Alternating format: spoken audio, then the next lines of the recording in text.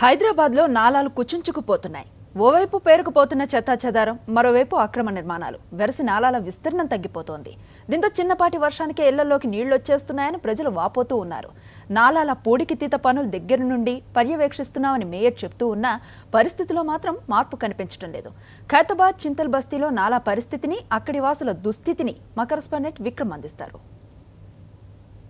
Greater హైదరాబాద్లో నాలాలు దర్జాగా కబ్జాకు గురవుతున్నాయి. మనం చూస్తున్నాం చింతల్ బస్తీ ఏరియాలో ఉన్నాము. చింతల్ బస్తీ ఏరియాలో నాలా పూర్తిగా కబ్జాకు గురవుతున్నట్టు స్పష్టంగా తెలుస్తుంది. నాలా లోపలికి కుంచుకుపోయింది. పూర్తిగా నాలా లోపలికి వెచ్చి శాశ్వత నిర్మాణాలు కూడా చేపట్టారు. అయినప్పటికీ అధికారులు ఇక్కడ స్పందించడం లేదు. మనం చూస్తున్నాము ఇక్కడ పూర్తిగా నాలాను కబ్జాకు గురైనట్టు మనకు స్పష్టంగా కనిపిస్తుంది.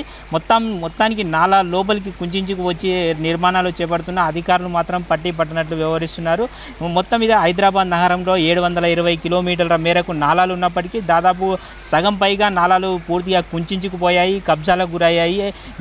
దీని కారణంగా వర్షాలు వచ్చినప్పుడు ఇళ్లలోకి వరద నీరు వచ్చి చేరుతుంది. దీంతో ఇబ్బందులకు గురవుతున్నామని చెప్పి ఇక్కడ కాలనీ వాసులు కూడా చెప్తున్నారు. గత 4 రోజులుగా నిర్మాణాలు కొనసాగుతున్నప్పటికీ అధికారులు మాత్రం ఇటువైపు కన్నెత్తి కూడా చూడలేదు. నాలాలు పూర్తిగా నాలా లోపలికి వచ్చి ఈ నిర్మాణాలు చేపట్టడం జరుగుతుంది. మనకు స్పష్టంగా తెలుస్తుంది. శాశ్వత నిర్మాణం పూర్తిగా కాంక్రీట్ వేసి నిర్మాణాలు సాగిస్తున్నారు. నాలా లోపలికి పూర్తిగా మట్టిని కూడా వేయడం జరిగింది. అధికారులు మాత్రం ఈ వైపు కన్నెత్తి చూడకపోవడం పట్ల స్థానికులు కూడా ఆగ్రహం వ్యక్తం చేస్తున్నారు. ఇక్కడ కాలనీ వాసులు కూడా ఉన్నారు. మనం వారిని అడిగి తెలుసుకునే ప్రయత్నం చేద్దాము. మోర్లకెళ్ళి సగం వస్తాయి, ఇక్కడివి అరువు నిండిందంటే ఇక అయిపోయాయి. ఇక అయిపోయిన వాళ్ళమే ఇక మూరై ఈడి దగ్గర వస్తాయి బిడ్డ.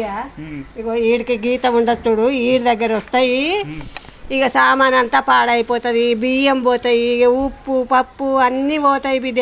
ఏమీ ఆసరా లేకుంటుంది.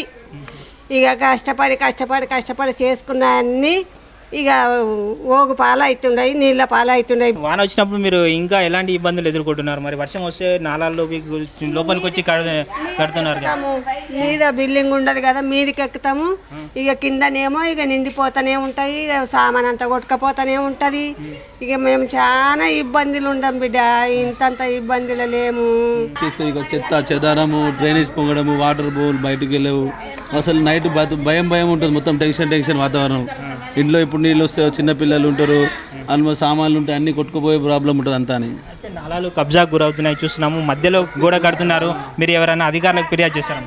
ఎవరు చెప్పాము ఆల్రెడీ ముందు కూడా, కానీ వాళ్ళు ఇల్లీగల్గా వెళ్తున్నారు అన్నారు వాళ్ళు అన్నారు. నాలాలలోకి వచ్చి లోపలికి వచ్చి కడుతున్నారు. దీంతో ఆ నీళ్ళన్నీ దీనికి వస్తున్నాయి. ఇప్పుడు వచ్చి చూసేవాళ్ళు లేరు మాకు. ఇప్పుడు వచ్చి చూసుకుంటే తెలుస్తుంది కదా వాళ్ళకు.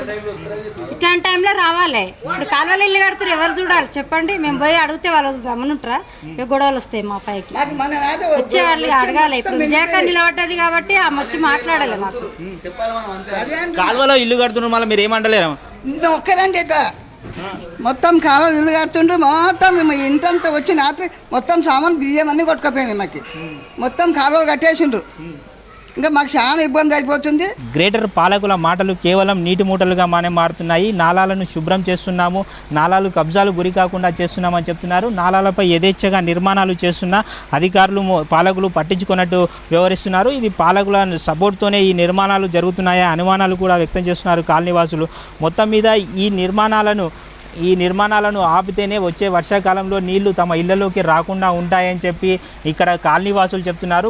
అధికారులు పాలకులు ఇప్పటికైనా స్పందించి ఈ నాలాలు కబ్జాకు గురి కాకుండా చర్యలు తీసుకోవాలని కోరుతున్నారు. వీడియో జర్నలిస్ట్ శ్రీనివాస్తో విక్రమ్, సాక్షి టీవీ, హైదరాబాద్.